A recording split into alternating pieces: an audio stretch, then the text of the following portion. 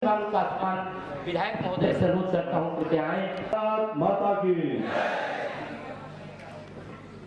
आज डॉक्टर श्यामा प्रसाद मुखर्जी की 150वीं जयंती के समारोह के सांस्कृतिक कार्यक्रम में उपस्थित हम सबके बीच मंच पर उपस्थित परम आदरणीय श्री प्रदीप सिंह जी, आदरणीय श्री बिंदेश्वरी दुबे जी जो लोकसभा प्रत्याशी अमेठी रहे बड़े भैया, और हमारे बीच उपस्थित अमेठी से चलकर बड़े भैया चंद्रमौली सिंह जी जो प्रवक्ता हैं हमारे बीच पर मंच पर उपस्थित हैं, उनका धन्यवाद देते हैं।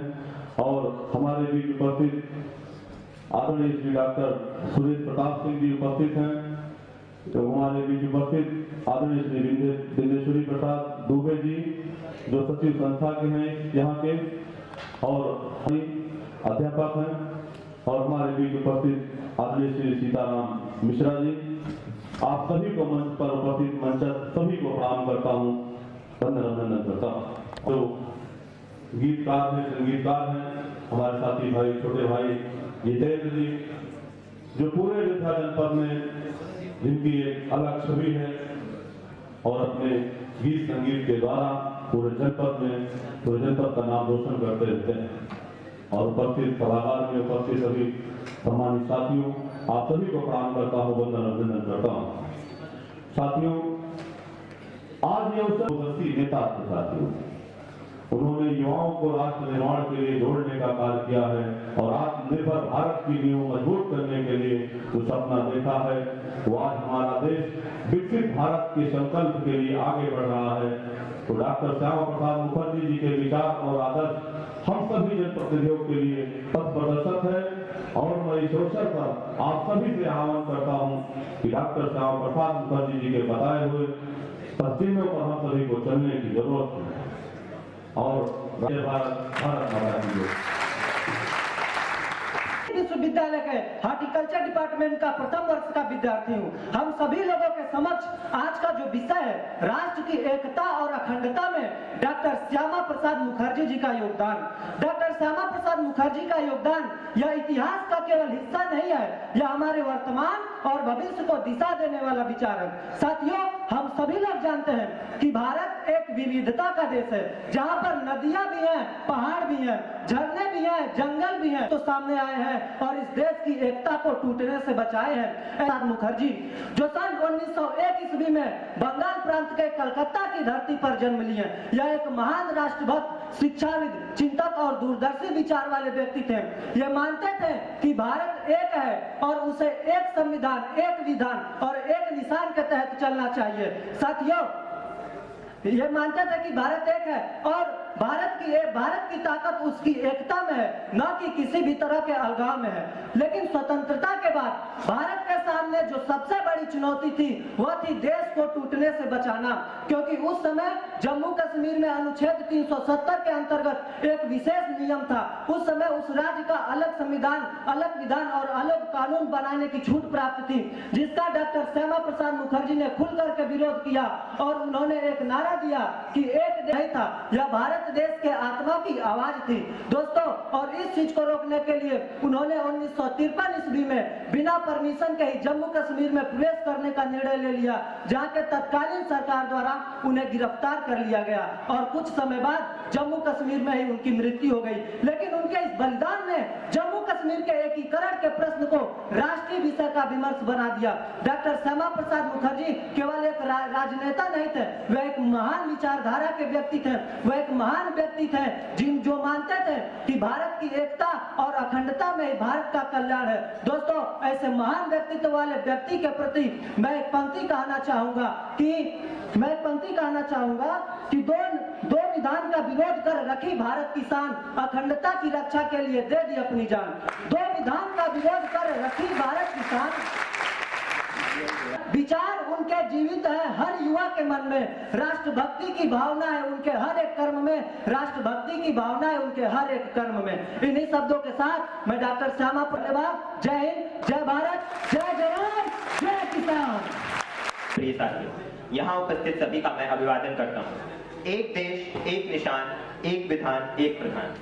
राष्ट्रीय एकता के धरातल पर ही सुनहरे भविष्य की नींव रखी जा सकती है। यह विचार हैं भारत के प्रथम उद्योग मंत्री श्री श्यामा प्रसाद मुखर्जी जी के।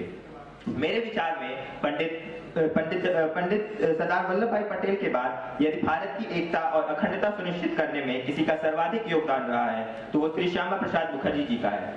एक राष्ट्रवादी नेता होने के साथ ही एक प्रखर विद्वान और महान देशभक्त थे, जिन्होंने अल्पायु में ही देश की सेवा को अपने जीवन का उद्देश्य बना लिया था। उन्होंने देश के शरणार्थियों, विशेषकर पूर्वी पाकिस्तान से आए आजादी के बाद जम्मू कश्मीर को एक भारत में विलय कराना था, परंतु क्या यह विलय संपूर्ण विलय था? नहीं। अगस्त 2019 तक अगस्त एक विशेष दर्जा प्राप्त था, एक विशेष ध्वज, एक अलग संविधान, एक अलग चिन्ह और अलग नागरिकता। श्यामा प्रसाद मुखर्जी जी इसे भारत की अखंडता पर एक खतरा मानते थे।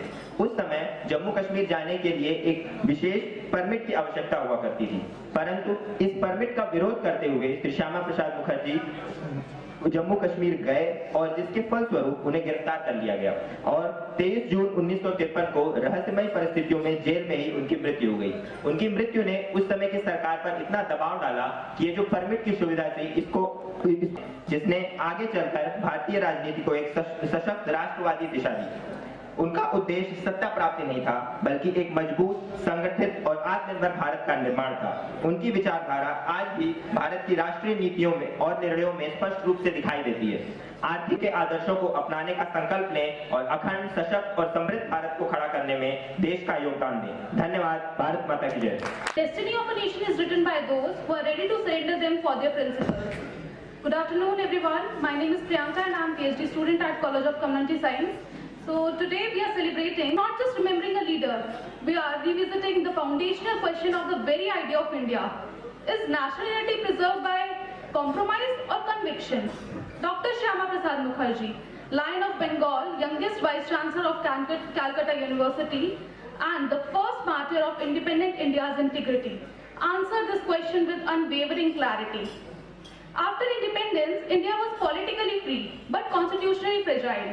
Partition had also torn the subcontinent apart, and the central challenge before the new republic was not merely governance, but integration.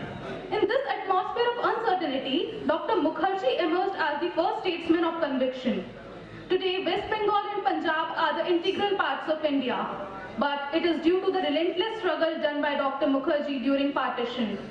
With resignation and fatalism dominating the public discourse, he decided to choose that he will fight for the partition of the partition. He ensured that lakhs of Hindus and Sikhs are not abandoned to the political insecurity and towards a threat to secondary citizenship. He did not just merely speak of unity. He secured the geography of the nation, a message to the country that for him, nation always came before power. And his most defining contributions in Indian history is his uncompromising stand on Jammu and Kashmir. In 1953, he entered Jammu and Kashmir without a permit and told the nation that an Indian citizen do not require a permission to enter their own land. Unfortunately, he was arrested, detained and died in custody under mysterious circumstances. But his famous declaration still echoed in the parliament that एक देश में दो विधान, दो प्रधान, दो निशान नहीं चलेंगे. One country cannot have two constitutions, two prime ministers and two flags at the same time. Years later, his sacrifice was understood. History do not fade. They become the echoes in the corridor of power and they grow louder with time. Dr. Shyama's resignations. The first resignation was that from the Bengal cabinet in 1943. He refused to end the Bengal famine. His second resignation was that in 1950 with his disagreement with Nehru-Liaquat Pact. He believed that this pact and its policies failed to safeguard the rights of Hindus and other minorities to the microcosm of individual liberty and cultural dignity. His final fateful battle was against the permit system in Jammu and Kashmir, which was a logical culmination of his beliefs for equal citizenship of undivided and integrated India. As an eminent educationist and the founder of Indian Council of Cultural